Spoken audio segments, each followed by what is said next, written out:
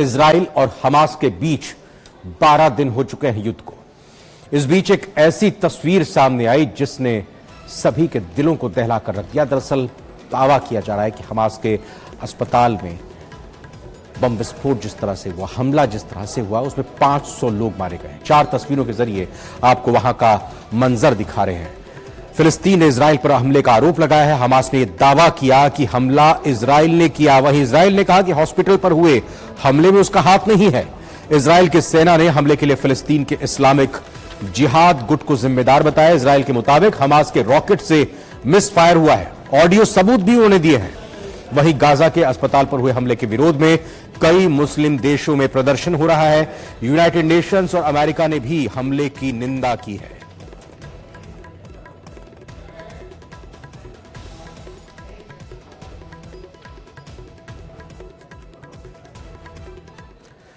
तो पश्चिमी एशिया में इस वक्त हलचल तेज है। हर देश अपने लिहाज से इजराइल और हमास के बीच जो युद्ध हो रहा है उसका आकलन कर रहा है, उसको लेकर बयानबाजी दे रहा है, समर्थन कर रहा है, विरोध कर रहा है। चाहे अमेरिका की बात करें या मुस्लिम कंट्रीज की बात करें, क्या कुछ इस वक्त हो रहा है विश्व में, कैसी बयान सामने आ रहे हैं, क्या चर्चाएं हो रही हैं, ये रिपोर्ट देखिए।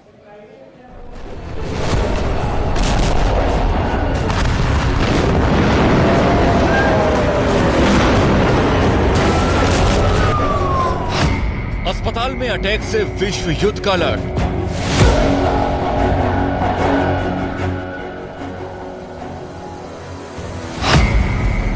युद्ध में ईरान आएगा, विश्व युद्ध कराएगा।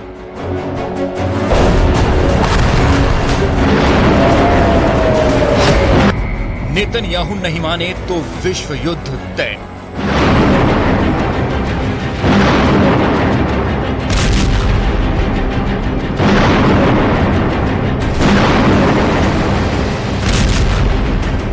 गाजा के अस्पताल में बम बरस रहे हैं।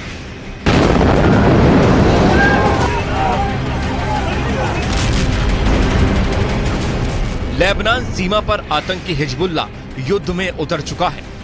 Jordan, Lebanon, Syria, Iran, Turkey कभी भी फिलिस्तीन इजराइल युद्ध में उतरने का ऐलान कर सकता है। इस वक्त पश्चिम एशिया में आग लगी हुई है। अलग अलग देशों में हजारों लोग फिलिस्तीन के समर्थन में सड़क पर हैं। पश्चिम एशिया में कभी भी कुछ भी बड़ा हो सकता है। इजराइल ने एक बार फिर गाजा को खाली करने का अल्टीमेटम दे दिया है। इजराइल के तेवर साफ हैं। वो ऐसे किसी भी देश को बख्शने के मूड में नहीं है जो उन पर हमला करेगा, फिर चाहे वो फिलिस्तीन हो, जॉर्डन हो, लेबनान हो, सीरिया हो या ईरान और टर्की। किसी ने भी अगर इजराइल पर हमला किया तो इजराइल पलटवार करने में देरी नहीं करेगा। पहला संकेत, दुनिया के 3 अलग अलग क्षेत्रों में युद्ध जारी है।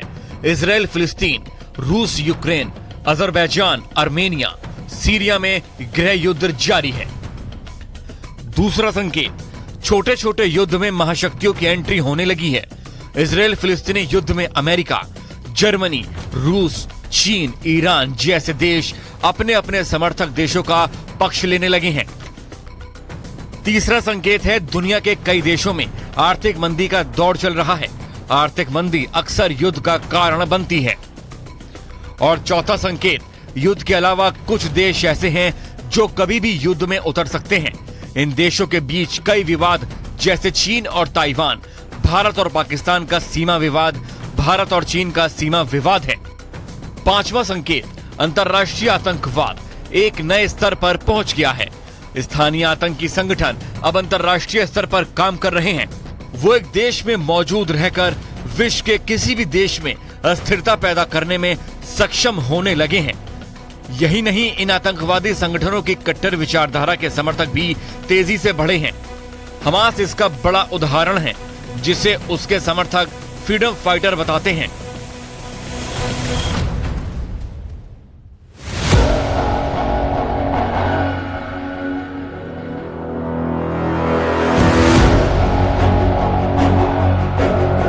ये वो 5 संकेत हैं जो पिछले 1 दशक से मिल रहे हैं। यही वजह है कि दुनिया तीसरे विश्व युद्ध की ओर बढ़ती जा रही है। तीसरे विश्व युद्ध की आहट अब केवल विचारों में नहीं रह गई है, इन संकेतों को अब हर देश समझने लगा है। दुनिया मल्टीपोलर वर्ल्ड ऑर्डर की ओर बढ़ रही है और इस नए वर्ल्ड ऑर्डर में सत्ता का एक केंद्र नहीं बल्कि दुनिया के कई देश क्षेत्रीय महाशक्ति बनने की ओर बढ़े हैं। इसकी वजह से अमेरिका, ब्रिटेन और यूरोपीय देशों का दबदबा कम हुआ है। इस समय रूस, चीन, ईरान, तुर्की जैसे देश मौजूदा वर्ल्ड ऑर्डर से संतुष्ट नहीं हैं। इनका मानना है कि मौजूदा वर्ल्ड ऑर्डर पश्चिमी देशों के हितों के लिए बनाया गया है। ये देश हर हाल में नया वर्ल्ड ऑर्डर बनाने की दिशा में बढ़ रहे हैं। रूस पूर्वी यूरोप में अमेरिका का दखल नहीं चाहता है। चीन ताइवान और दक्षिणी चीन सागर में अमेरिका का दखल नहीं चाहता है। वहीं तुर्की एक बार फिर से ओस्मानिया सल्तनत का विस्तार चाहता है। इजराइल के साथ इस वक्त दो देश खड़े हैं, जिसमें पहला है अमेरिका। अमेरिका ने भूमध्य सागर में अपने 2 वॉरशिप को भी उतार दिया है। इन पर अमेरिकी फाइटर जेट्स भी तैनात हैं। अमेरिका ने इजराइल की मदद के तौर पर ये वॉरशिप उतारे हैं। यही नहीं, अमेरिका ने ईरान और दूसरे देशों को इस युद्ध में न आने की अपील की है। हालांकि वो इजराइल से भी गाजा पट्टी पर कब्जा न करने के लिए कह रहा है। ईरान की धमकी के बाद अमेरिका ज्यादा सतर्क हो गया है। अमेरिका ने जमीनी हमले में इजराइल को मदद पहुंचाने के लिए अपने 2000 मरीन सैनिकों को मैदान में उतार दिया है और अमेरिकी सैनिक इजराइल को जमीनी स्तर पर लॉजिस्टिक सपोर्ट पहुंचा सकते हैं। यही नहीं, युद्ध की स्थिति में अगर ईरान या अन्य देश उतरते हैं तो ये इजराइल के साथ भी खड़े हो सकते हैं।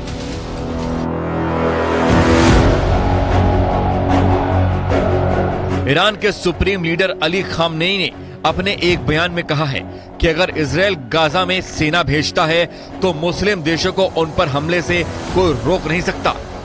यानी इजराइल अगर गाजा में सेना भेजता है तो 22 देशों की अरब लीग इस लड़ाई में शामिल हो सकती है और अगर ऐसा हुआ तो अमेरिका समेत पश्चिमी देश भी इजराइल के समर्थन में युद्ध में शामिल हो जाएंगे।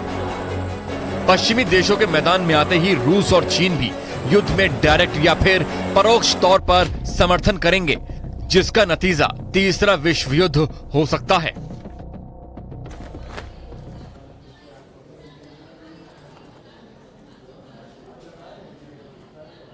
और इजराइल और हमास की जंग के बीच इस दौरान अमेरिकी राष्ट्रपति जो बाइडेन इजराइल पहुंचे।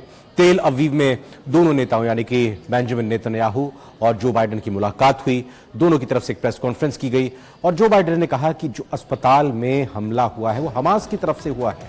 वहीं बेंजामिन नेतन्याहू ने जो बाइडेन का, अमेरिकी लोगों का धन्यवाद दिया और कहा कि इस मुश्किल घड़ी में इजराइल का साथ निभाया है, उसके लिए आपका दिल से धन्यवाद। नेतन्याहू ने फिर कहा कि इजराइल गाजा में नागरिकों से सुरक्षित जगह पर जाने के लिए कहता रहेगा।